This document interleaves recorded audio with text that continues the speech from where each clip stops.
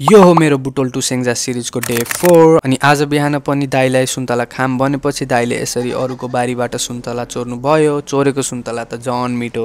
अनि तल्लो घरे बुवाको बाख्रा मुनि हेर्दै हामी आफ्नै सेङ्जाको सुन्तला बारीमा आइपुगेम। यसरी मैले सुन्तला टिपेर खाएँ अनि मामाले खतरा स्टाइलले सुन्तला टिपिदिनु भयो हैन। अनि 1 किलो सुन्तला खाइसकेपछि हामीलाई नपुगेर एक झोला पनि लिएर आएम। मलाई यति झोला बोक्दा जो धौ भयो, तर मेरो दाइले भने 2 भारी घाँस बोकेर मायालुसँग बोल्दै मजाले हिँड्नु भयो। घर आइसकेपछि हामीले फेरि चाखासँगको मह खायौँ। त्यसपछि भोलि कुल पूजा भएकोले हामी कुल मन्दिर सरसफाई गर्न भनेर गइयो। यसरी बुवाहरूले सरसफाई गर्दा हाम्रो दाइ भने घाँस काट्दै हुनुहुन्छ। यो माथिको गाउँ कस्तो राम्रो लागेर मलाई एक सिनेमेटिक भिडियो हान्दिए हैन मैले। अनि हाम्रो दाइले दोस्रो भारी बोक्दै हुनुहुन्छ। अनि हामी हिँड्दा हिँड्दै बेलौतीको बुटो देखेर भिर पाखो हुँदै त्यहाँ पुगियो। यसरी हामीले बेलौती टिपेर खायौँ हैन। त्यसपछि दाइले भारी थप्दै हिँड्नु भयो। हाम्रो दाइको अगाडि त बाहुबली पनि केही हैन।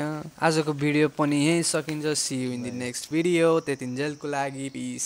सेङ्जा वालिङको वडा नम्बर 6 भाइ।